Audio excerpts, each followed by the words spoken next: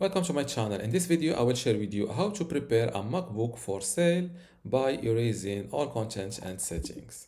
So first, click on this little Apple icon from the corner. Select System Settings.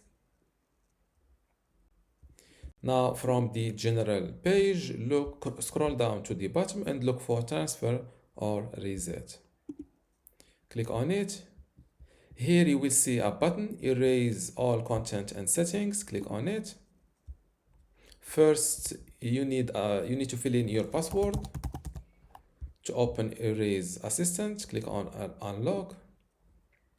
And now if you follow this process, you will erase all content and settings and also media and data for all volumes. And by volumes, they mean all hard drives on this Mac will be erased.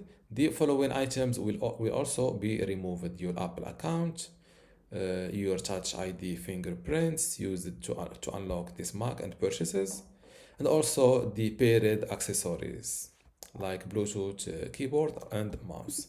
Click on continue and follow the process. Personally, I don't want to click, I avoid clicking on this continue to not erase my MacBook content.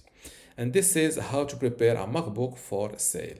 If you still have a question, leave it in the comments below, and don't forget to give this video a like. Thank you.